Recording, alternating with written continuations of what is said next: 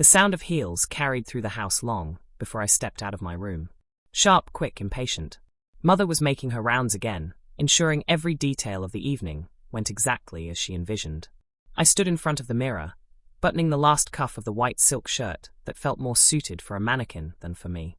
The fabric gleamed under the light, smooth and flawless, like it didn't belong on my body at all.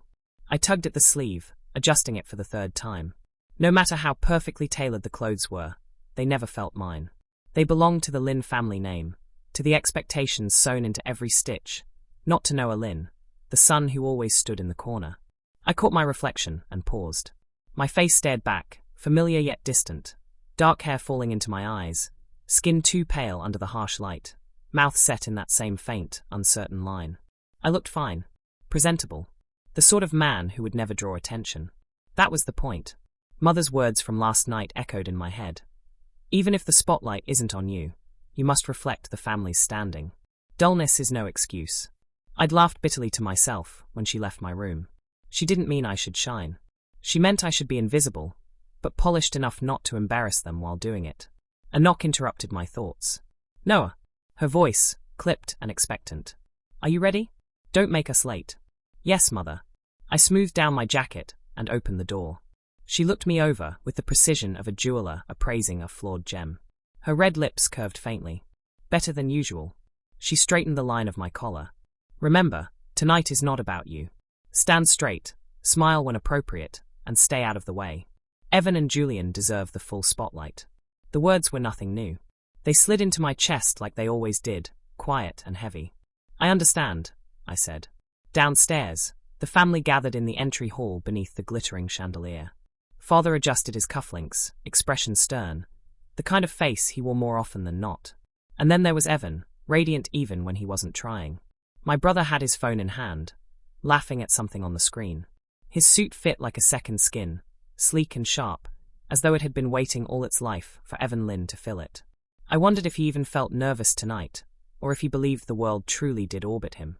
With Evan, I could never tell the difference. Noah, he said at last, slipping the phone into his pocket. His grin was easy, confident.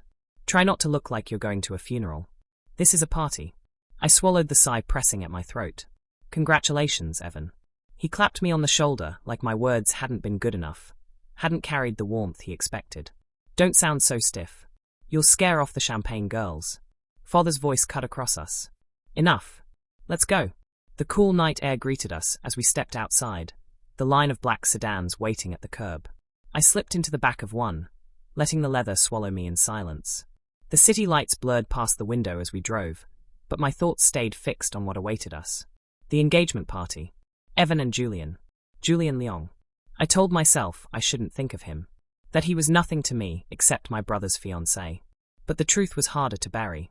Every time I'd seen him, at dinners, at business events, something in me had gone quiet, still, like the world sharpened around him. He was everything Evan wasn't. Where my brother overflowed with charm, Julian radiated control. His presence filled a room not because he demanded it, but because he didn't need to. He was gravity, steady and unyielding. And tonight he would be officially bound to Evan. The hotel glittered when we arrived, its marble floors shining like ice beneath the chandeliers. Cameras flashed the moment we stepped out, voices calling Evan's name, not mine. They never called mine. I walked half a step behind the rest of my family as we entered the ballroom. Gowns swept across the polished floor, men in tuxedos laughed into their champagne, and everywhere, eyes turned toward Evan. Always Evan. I let them. It was easier to disappear that way. The ballroom itself looked like something from a dream. Roses climbed in elegant arches, silver cutlery gleamed on every table, and chandeliers bathed everything in warm gold. The stage at the far end was draped in flowers, the perfect backdrop for photographs that would flood tomorrow's papers. And there he was, Julian. My chest tightened the moment I saw him. He stood among a circle of men in suits, listening with polite detachment, but his presence drew the eye like a compass needle finding north. His dark hair was swept neatly back, his suit flawless, his expression unreadable. I told myself not to stare. I failed. He lifted his gaze briefly, scanning the crowd, and for a fleeting second his eyes brushed mine. Cold, sharp, assessing. My heart stuttered, though I looked away quickly, pretending to study the roses on a nearby table. The evening unfolded in a blur of speeches and laughter. Evan basked in the attention, Julian at his side like a shadow of steel. Together they looked untouchable, the perfect picture of wealth and power. And I did what I always did. I stayed at the edge, smiled when spoken to, kept my glass full but untouched, listened, observed. I noticed how Julian's hand rested at Evan's back, steady but never relaxed. I noticed the way his eyes narrowed slightly whenever Evan leaned too close to another guest, laughing too freely. I noticed more than I should have, but I kept it all locked inside. Where else could it go? The night deepened, and the music swelled. The master of ceremonies announced the toast, calling Evan and Julian to the stage. The crowd surged closer, glasses lifted, voices eager. I stood near the back, hands clasped behind me, watching as the spotlight spilled across them. Evan grinning. Julian unreadable. To the future, Evan declared, his voice bright, his arms sliding around Julian's waist. And to the man who will stand by my side through it all. The room erupted in applause. Glasses clinked, cheers rose like a wave, and for a moment I thought maybe the night would end as smoothly as it began. Perfect. Untouchable. I raised my glass but didn't drink. My throat was too tight. My chest ached with something I didn't want to name. And then the doors burst open. The crash silenced everything. The music, the applause, the chatter. My head snapped toward the sound as a woman strode into the ballroom, heels clicking with ruthless certainty. She held a folder in her hand, thick and heavy, her expression grim. Her voice cut through the stunned silence like a blade. "I have proof," she announced, her words ringing in the golden hall. "Proof that Lynn Evan has been unfaithful." Gasps rippled through the crowd. Cameras flashed. The perfect illusion shattered in a single heartbeat. I froze, the blood rushing in my ears. I had always known my brother's charm had a dangerous edge. I had seen him slip away at nights, heard the whispers he laughed off. But to watch it crash down here, in front of everyone, on the night that was supposed to seal his future, I couldn't breathe. And when I forced myself to look at Julian, to see the way his jaw tightened, his eyes gone glacial, the woman's voice still hung in the air when the first gasp rippled through the crowd. "I have proof. Proof that Lynn Evan has been unfaithful." I felt my heart stutter painfully in my chest, as though it, too, had been caught by surprise. My glass trembled in my hand. I set it down quickly before I embarrassed myself, before I made the kind of scene Mother always feared from me. The ballroom was suddenly too bright. Every crystal from the chandeliers, every polished rose petal, every camera flash seemed to slice into my eyes. Evan stood frozen, his smile stretched tight across his face like a mask ready to split. He had always been quick on his feet, able to charm, to laugh, to twist even the harshest words into something flattering.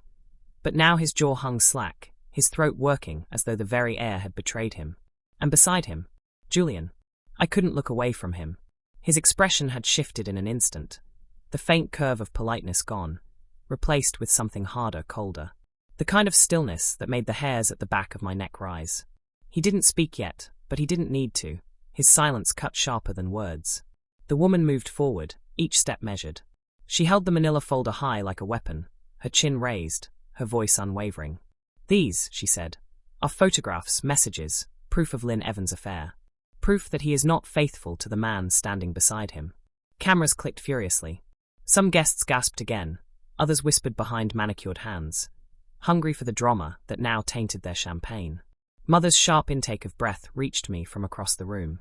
Father stood rigid, his mouth a hard line, but his eyes burned with the fury of a man already calculating the cost of this disaster. I couldn't breathe. My chest felt tight, my thoughts a blur. No, not tonight. Not like this. I'd known, in the way a younger brother knows too much about his elder, that Evan's charm often strayed where it shouldn't. Late nights. Excuses that shifted like sand. But I had never let myself imagine it would be dragged into the open, exposed in front of cameras, in front of Julian, in front of the world. Evan's voice finally broke through the heavy silence. "This is ridiculous," he said, forcing a laugh that fell flat. "A cheap stunt. Who paid you to come here?" His grin wavered, too sharp at the edges, too desperate. The woman didn't flinch. She laid the folder on a nearby table and snapped it open. The first photograph slid out. Evan with a woman in a hotel lobby, his arm around her waist, his mouth too close to her ear. The whispers sharpened into knives. My stomach dropped. "No," Evan said, snatching the photo, crumpling it in his fist. This is nothing. Old. Out of context." The next sheet spilled free. Text messages, long and unmistakable. Julian moved. It was only a shift, the slightest turn of his body, but the temperature in the room seemed to plummet. His hand dropped from Evan's back as though burned.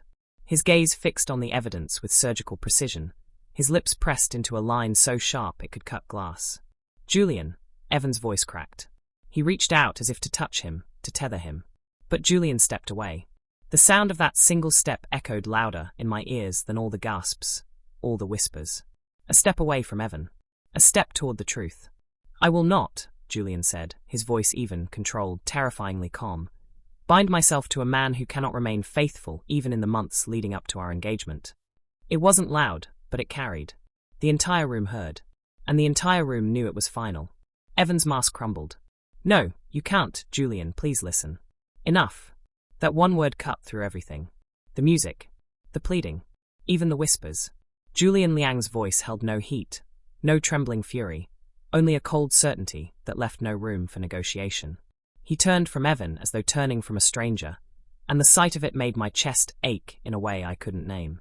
The reporters surged, shouting questions, flashes blinding.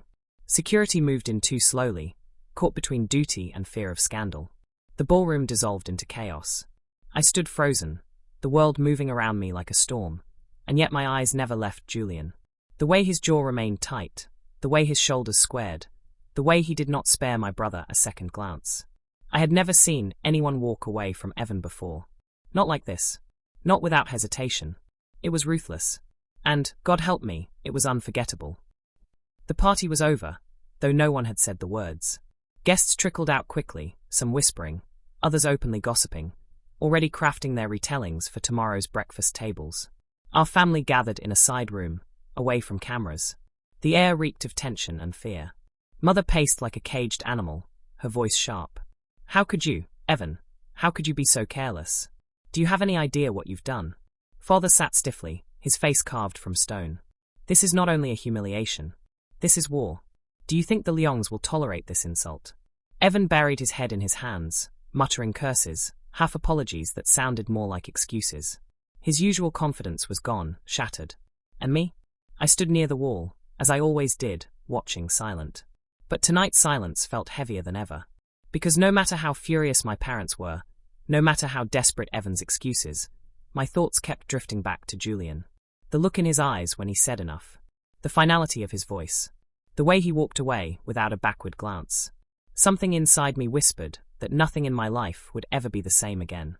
And when the door opened and Julian himself stepped inside, tall, composed, his expression unreadable, the truth of that whisper settled deep into my bones. Julian Leong's presence filled the room before he even spoke. The side chamber was small compared to the ballroom, meant for private negotiations and quiet dinners, but with him standing in the doorway, it felt suffocating. His height, the sharp line of his shoulders, the unreadable calm of his face, everything about him pressed against the walls, pressed against me. Mother froze mid-step, her heels clicking to a halt. Father rose from his chair as though to meet him, though even he seemed smaller in that moment. Evan straightened, desperation flashing across his features. "Julian, don't." The single word silenced my brother like a blow. I shivered. Not from the cold, though the air seemed to drop 10 degrees, but from the weight of that voice. Controlled. Final. Julian stepped inside, closing the door softly behind him. The faint click seemed louder than the chaos still echoing outside the walls. "Mr. Lin," Father began, tone measured, almost cautious. "Surely there's a way to address this without." "There isn't." Julian's eyes cut to him, and then to my mother, before settling on Evan. "Your son's actions have made my position clear. I will not marry a man who cannot be trusted."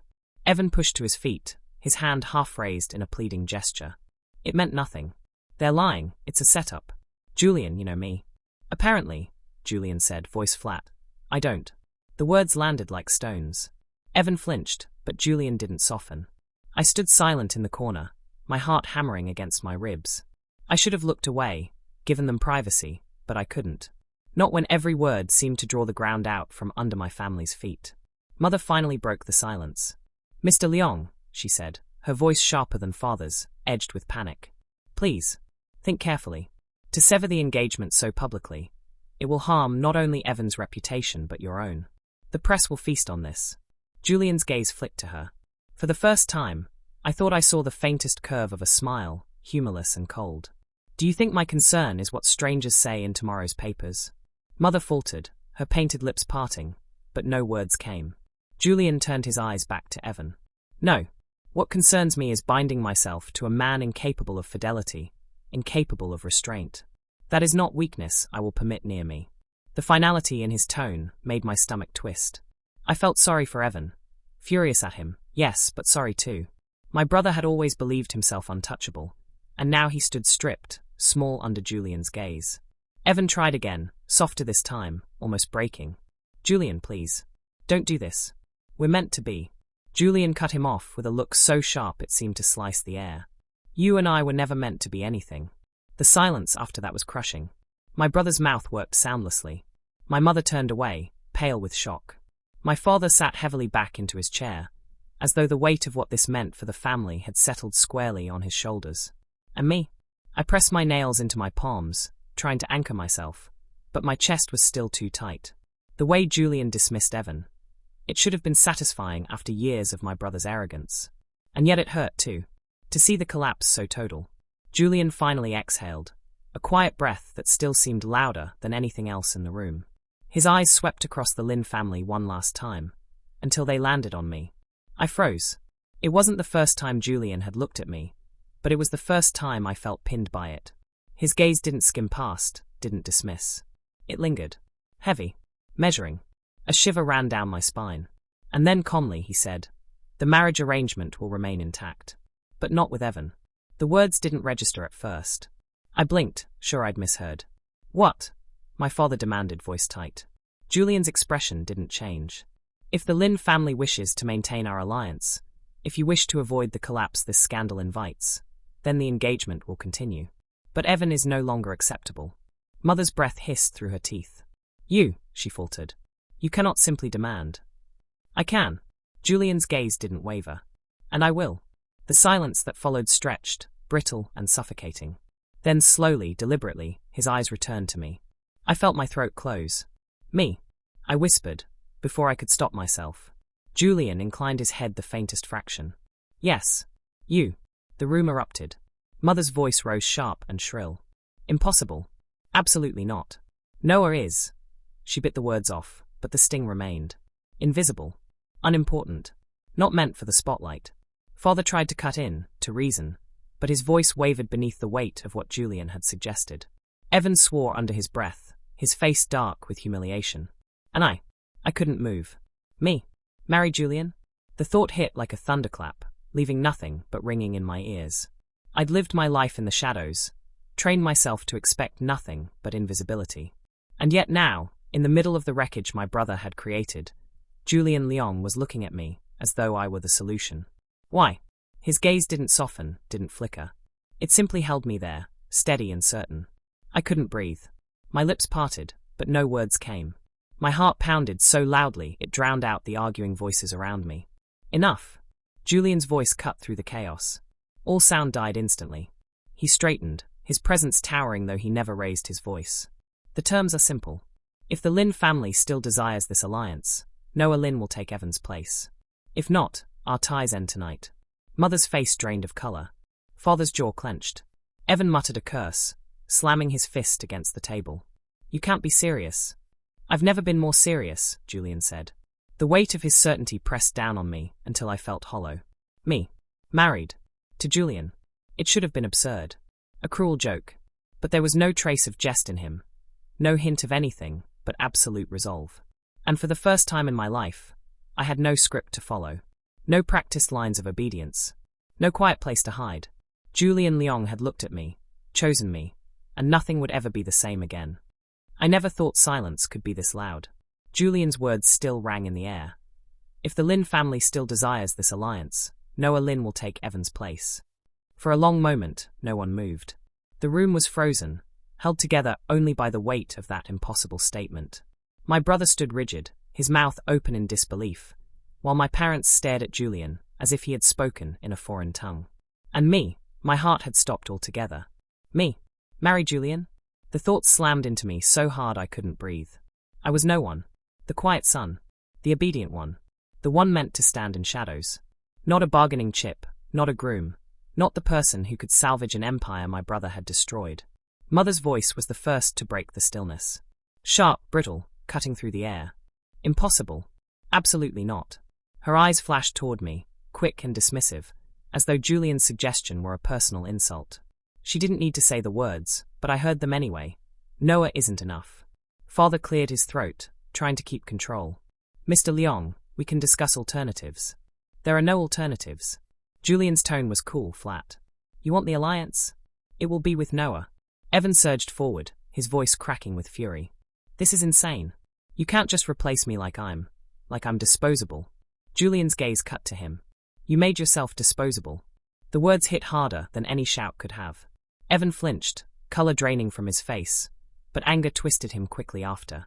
He spun toward me, eyes wild. This is your fault, he spat. You, standing there like you're so perfect. Like you're waiting for this. Don't think you can take what's mine. I opened my mouth, but no sound came. Because I hadn't wanted this. I hadn't asked for this. Julian didn't so much as blink at Evan's outburst. Instead, he turned his attention back to my parents. The choice is yours. Evan or nothing. Or Noah. The room descended into chaos. My mother's voice rose, desperate and shrill, arguing that it was madness. My father tried reasoning, though his voice trembled at the edges. Evan cursed and shouted, his fists clenching at his sides. And me, I stood frozen, heat rising in my chest until I thought I might burst. I wanted to say no. I wanted to scream it. But the words tangled in my throat. Because as their voices clashed, all of them talking over each other, the same truth sank in. This wasn't my decision. It never had been. Later that night, I found myself in my father's study. The room was heavy with the smell of old leather and cigar smoke, the dark wood walls pressing in close. My parents sat across from me, the contract on the desk between us, its paper pristine and waiting. Noah, father said, his voice low, steady. This is what must be done. Mother leaned forward, her eyes sharp. You can save us. Save this family. Do you understand? Evan has ruined everything. The press, the investors, the whispers, we're hanging by a thread. But you can fix it. Her words stabbed deep, though not for the reasons she thought. Fix it? I'd spent my life being invisible, the one they never noticed unless it was convenient. Now, suddenly, I was the solution? I swallowed hard. Why me? The words scraped out, quiet, broken. Why not let it fall apart? My father's eyes hardened. Because we cannot afford for it to fall apart. Our name, our company, everything we've built depends on this alliance. And Evan, I whispered. What about him? He's disgraced himself. My mother's lip curled. He doesn't deserve Julian. He doesn't deserve to stand beside him. I flinched. They spoke of my brother like a problem to be discarded. But if Evan was trash, what did that make me? Recycled scrap, dragged out to replace him. My chest tightened until it hurt. I stared down at the contract, the lines of ink blurring. I didn't want this. I had never wanted this. And yet, what choice did I have? If I refused, our family's empire would crumble. Father's years of work, mother's relentless ambitions, everything gone. The Lin name dragged through the mud. And if I accepted, I would marry a man who had looked at me like a calculation, not a person. A man who had said, yes, you, with the same tone he might use to select a piece of furniture. My hand trembled where it rested on the table. Mother's voice softened suddenly, deceptively tender. Noah, be a good son. Do this for us. Do this for your brother. We'll all be ruined otherwise. Good son. I had always been the good son. Quiet. Obedient. Invisible. And now, being good meant giving up the last shred of my own life. I felt something inside me crack. With a shaking hand, I reached for the pen. The scratch of ink across paper felt like the sound of a caged door slamming shut. The wedding came too fast. No lavish affair this time, no glittering chandeliers or endless guest lists. Just a quiet, controlled ceremony.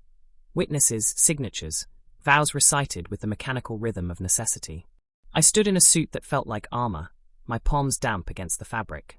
The officiant's voice blurred in my ears, though I repeated the words when prompted. Julian stood across from me, flawless as always. His gaze didn't waver, his voice didn't falter. He said the vows as though they were facts, not promises. When it came time for the rings, he slid the band onto my finger with steady precision. His touch was brief, impersonal, gone in a blink. Then it was done. No kiss. No applause. Just silence, broken only by the sound of the officiant declaring us bound. Bound. The word rang in my chest like a chain. We left together but separate, seated in the back of his sleek black car. The city blurred past outside, lights streaking through the tinted windows. Julian didn't speak. His gaze stayed fixed ahead, his posture perfect, unyielding.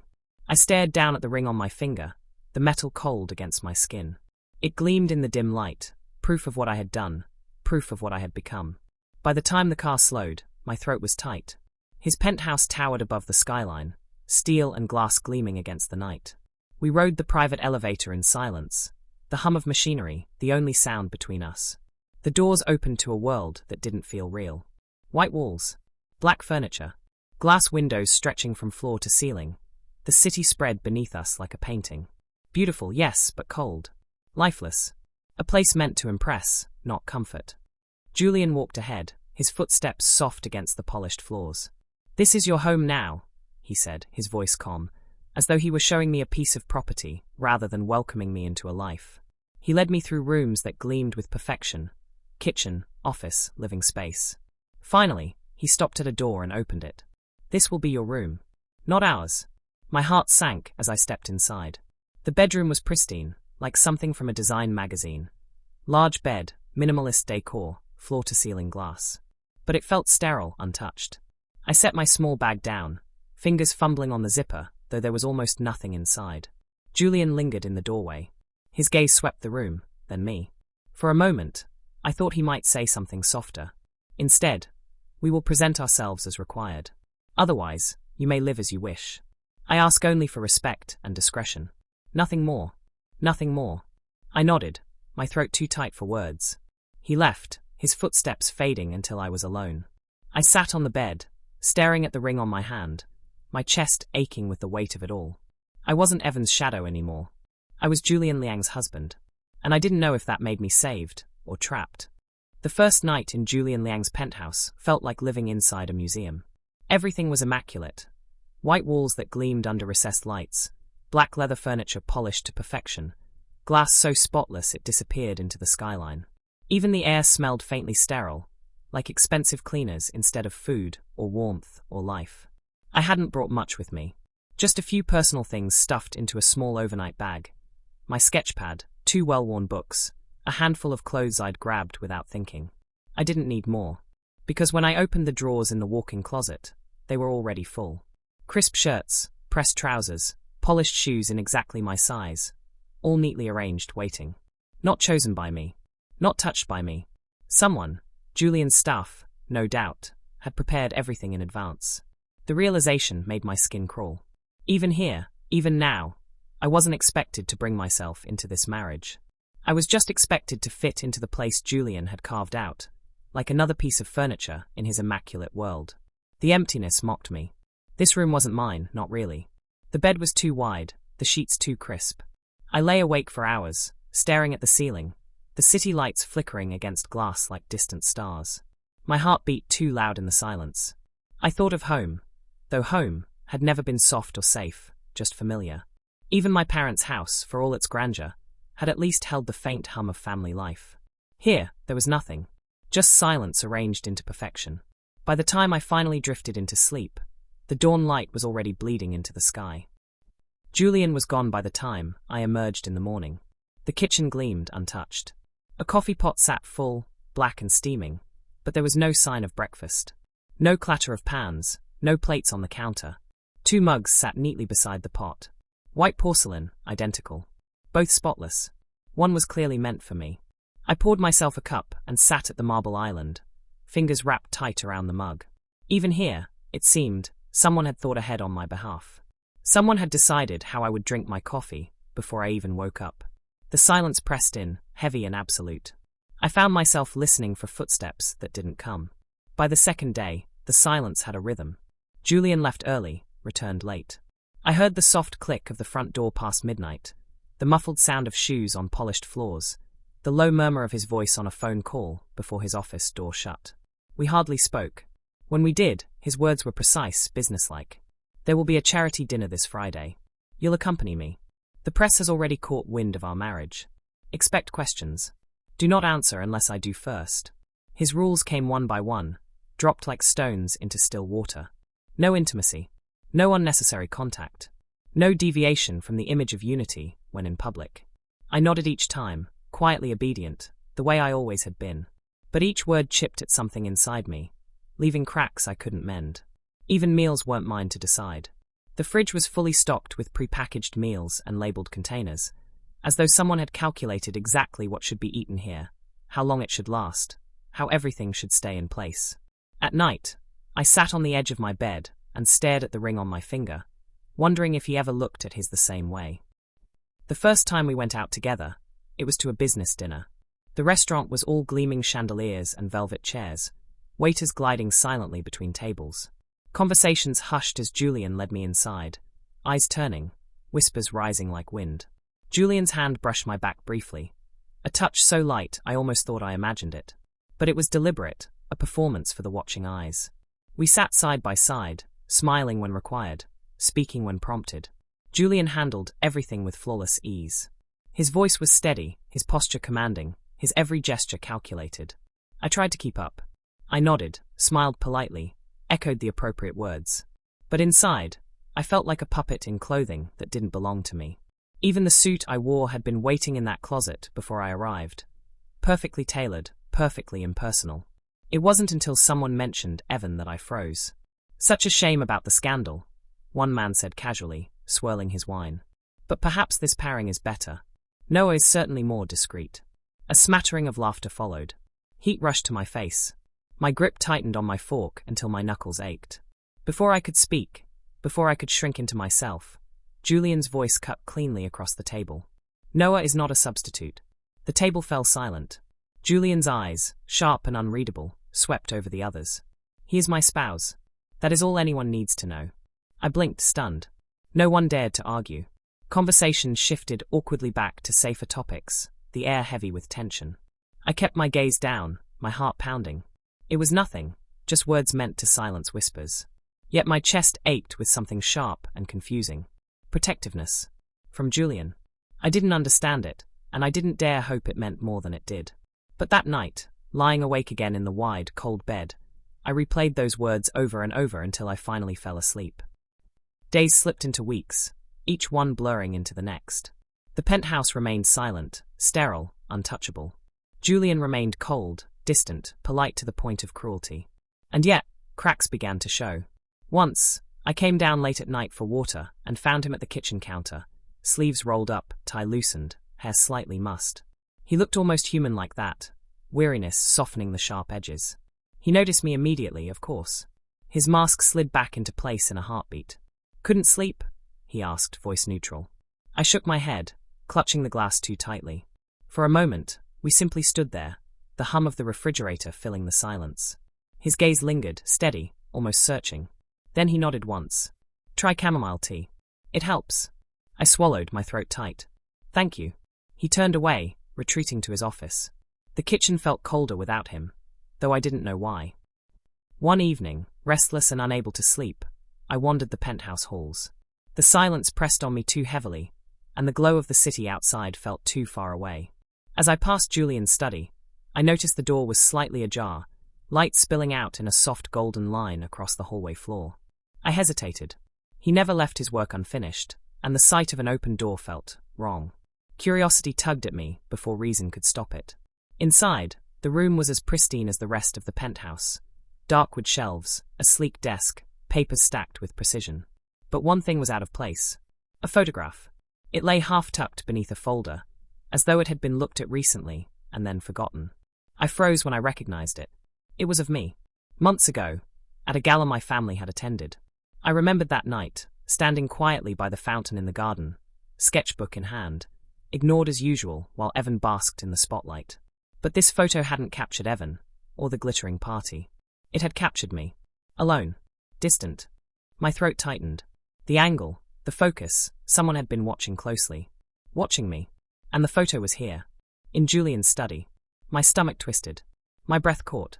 I stared at it for a long time, heart pounding, the weight of questions pressing down on me. Because suddenly, a terrifying thought bloomed in my chest. What if Julian had noticed me long before the scandal? The rain had been falling all evening, a soft but relentless downpour that blurred the skyline into streaks of silver and grey. From the street below, The penthouse tower looked like a blade cutting through the storm, distant and untouchable. I came back late, clutching a small paper bag of art supplies against my chest. New pencils, heavy sketch paper, and a brush I didn't really need.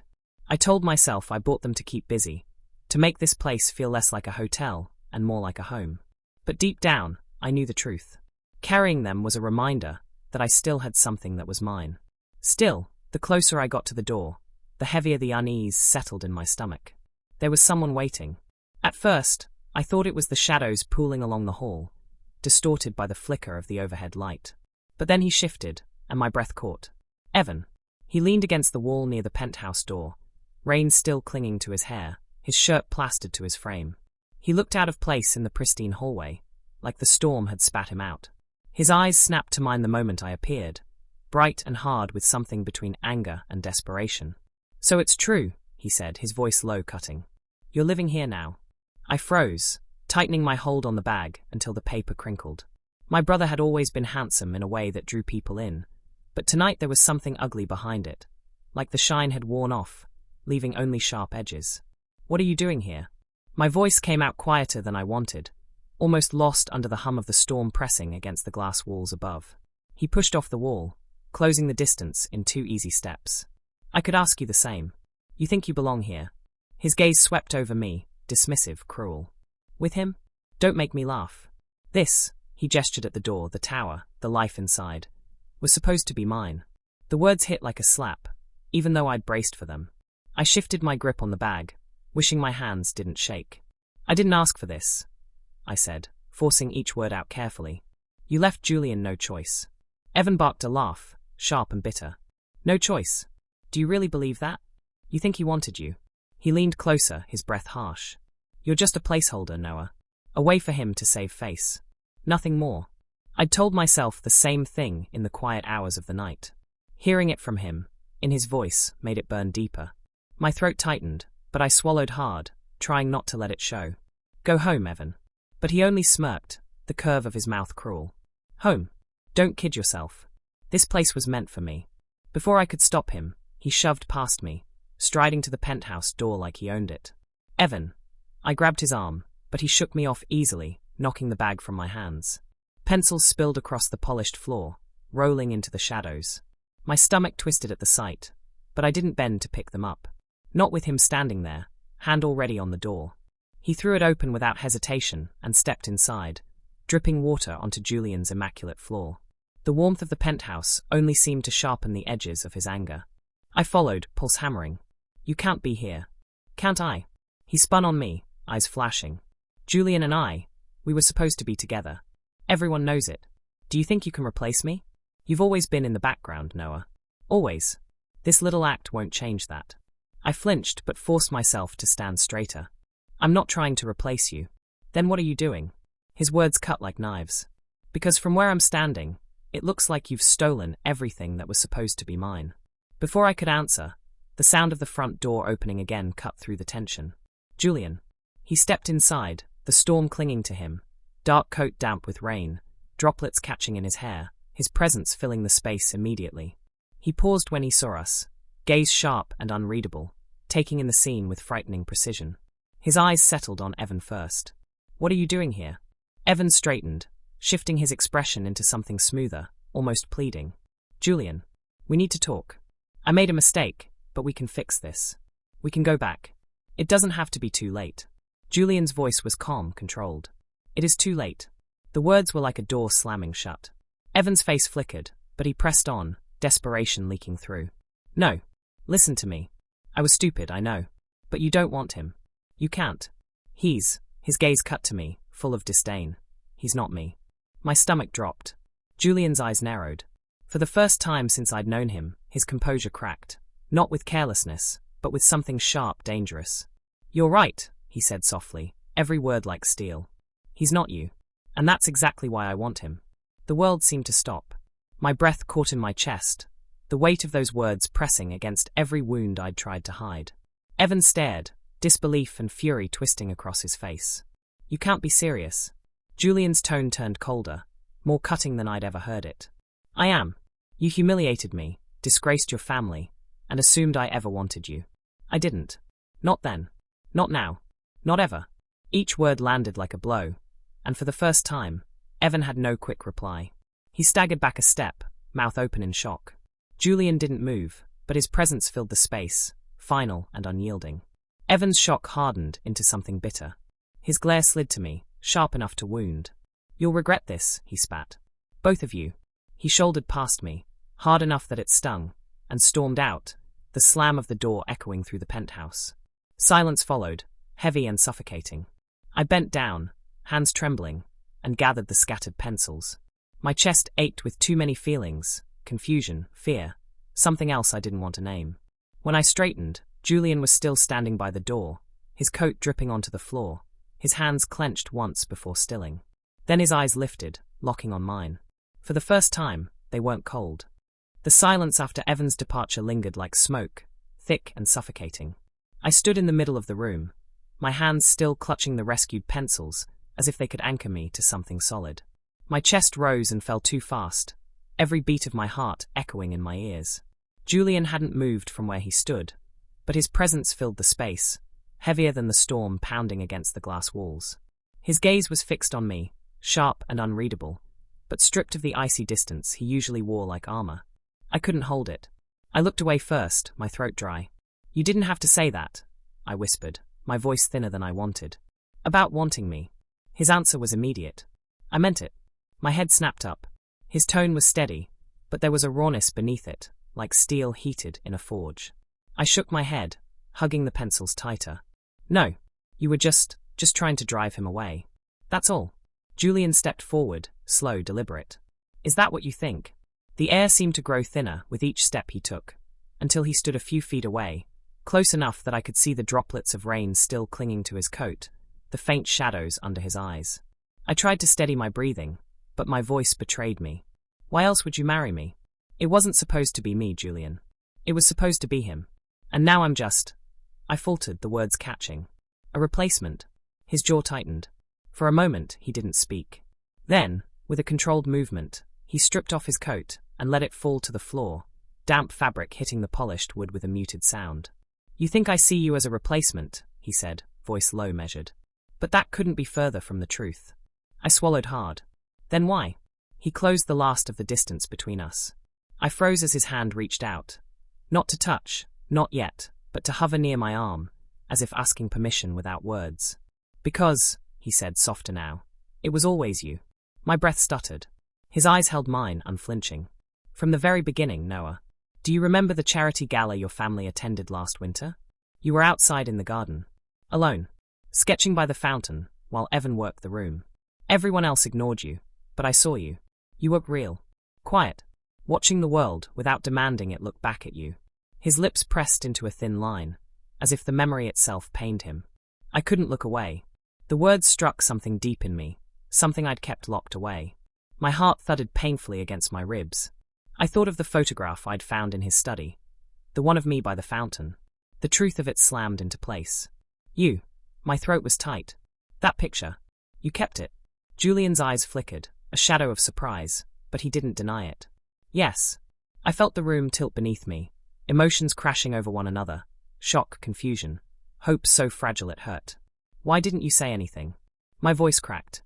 "Why let me believe I was just?" "Because you were his." The words came out harsh, but his gaze softened almost immediately. "You were untouchable." And I told myself I could live with that. But when the engagement ended, when he shattered everything, he exhaled, a low sound that trembled at the edges. "I couldn't let you go too." Silence stretched between us, filled only by the storm outside and the wild pounding of my heart.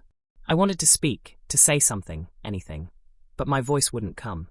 Julian's hand finally closed the distance, brushing lightly against my arm.